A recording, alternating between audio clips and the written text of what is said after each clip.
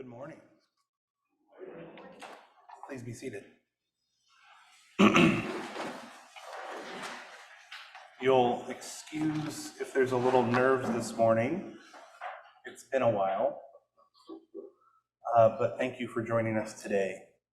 In today's gospel reading, we continue to follow the story of Jesus, inching closer and closer to Calvary and what comes after. The story's crescendo is close, but we're still not there yet. This morning, we're still with Jesus as he ministers in and among the people. It's a story we all know very well. Jesus hears of the illness of his friend Lazarus, a member of a family he knows and loves, and sets off to be with him after a few days. But by the time Jesus arrives, Lazarus is dead. His sisters in the community are mourning his loss, and this sight so moves Jesus that he weeps with them. He then arises, and in probably one of the most dramatic scenes in the gospel, he calls Lazarus forth, restoring his life through the miracle of the resurrection. That, though, is not a total recap of this story. I left a bit out because I want to highlight it. The story is also where we get to see Jesus declaring that he is the resurrection and the life, and that those who believe in him, even though they might die, will live, but further that whoever lives and believes in him will never die. While this statement from Jesus is a little enigmatic, it remains one of the most explicit articulations of the gospel message we see from him. And although it is confusing for those with him in the story, for us as readers, it is when we see that Jesus has come fully into his own, bluntly declaring who he is and hinting at the great rescue operation of humanity God will enact through the fulfillment of his ministry and through Jesus himself as the Christ. It is a lot of ground to cover in 45 verses. Traditionally, we understand what lessons this passage is trying to teach us. I'm going to focus on the big two. First, it declares that Jesus is the resurrection and the life, and through the theology we find in the Gospel of John, the only way to God is through him.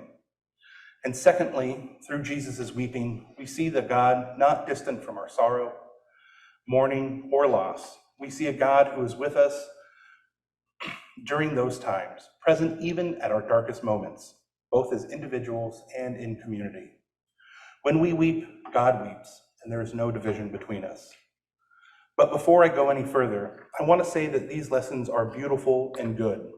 As Christians, we would not argue with the portrayal of Jesus as the resurrection and the life, and we all take great comfort in the idea of God being with us in difficult times. This is a portion of Scripture we will all turn to at some point in our lives when things feel overwhelming and we need comfort. That said, I kind of want to step back and think about this section of Scripture through a different lens this morning. Because these words are so familiar to us, I think there's a great temptation to allow them to become frozen in place by the meaning we have always given them. By that I mean our engagement with the text goes as far as what we know, and reading it any other way becomes harder. But in doing that, we risk missing things that might help us understand Jesus more and the work we have taken up as Christians. Therefore, the lens I want to look at through this morning is the humanity of Jesus.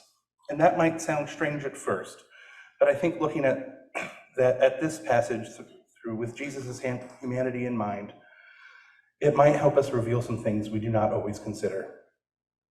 To look through that lens, it is necessary to note in doing so that in this book, in particular, it might seem counterintuitive. John stands apart from the other three gospel accounts in several ways.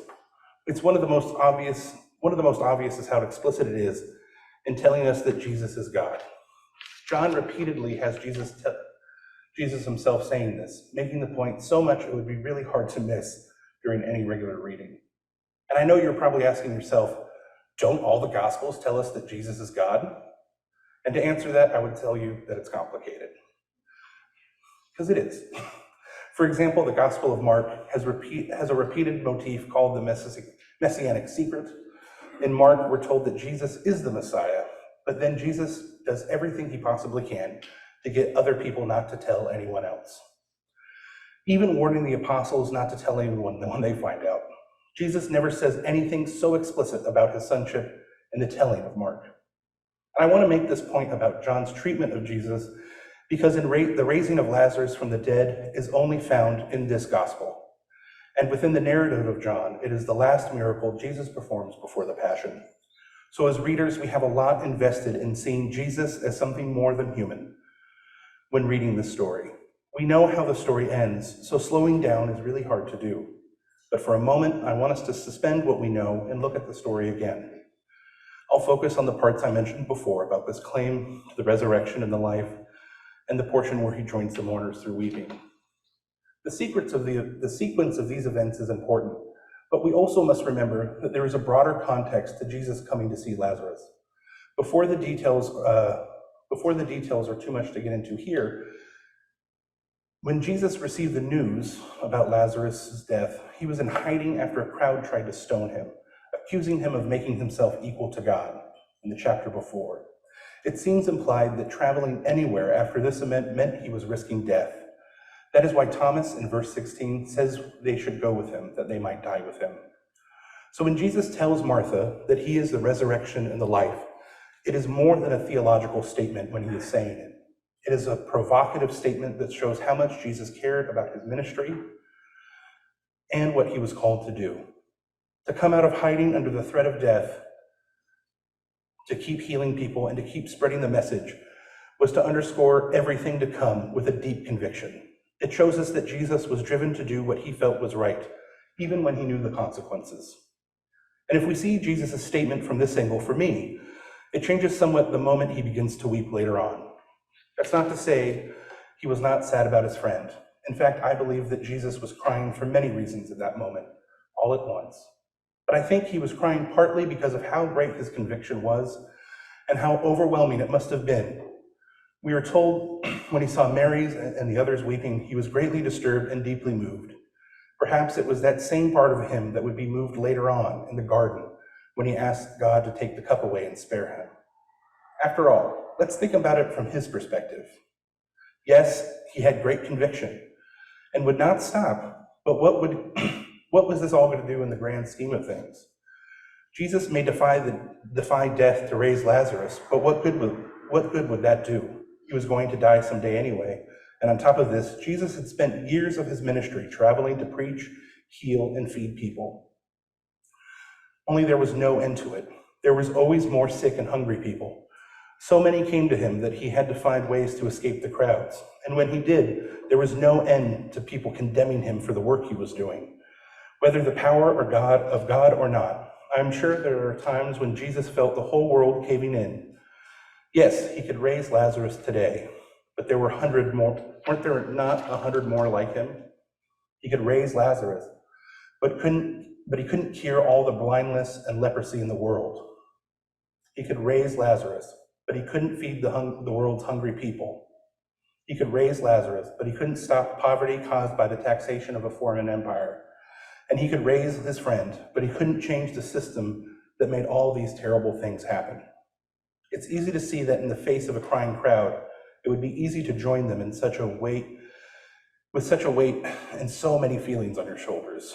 His friend was dead, and even with the power to raise him from the dead, the cruel systems of the world were still going to be there.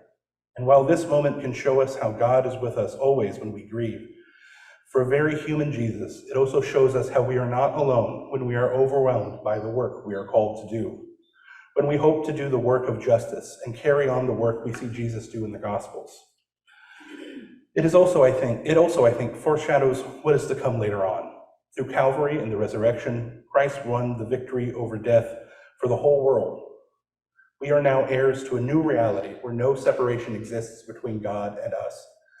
However, the same systems that Jesus dealt with are here today. As Christians, we are called to carry on, even when there is no end in sight, to help heal the sick, feed the hungry, and help the poor. And here too, Christ meets us to share in our feelings of frustration and to be with us when we are overwhelmed. I am reminded of one of the prayers Father Dennis uses to dismiss us, which reminds us that while we are not obligated to complete the work, we are not free to abandon it. Before I finish, I want to remind us today that St. David's Wells is a place that we can all do this work together. The last few years have put many of us to the test, but this community allows us to become new people together, joining in and supporting one another with Christ in our midst. Here, we can be what I have called or what many of others have called, not me, an Easter people. And I encourage all of us to reach out and be known so that we can find support and encouragement in our corner of the kingdom of heaven. Amen.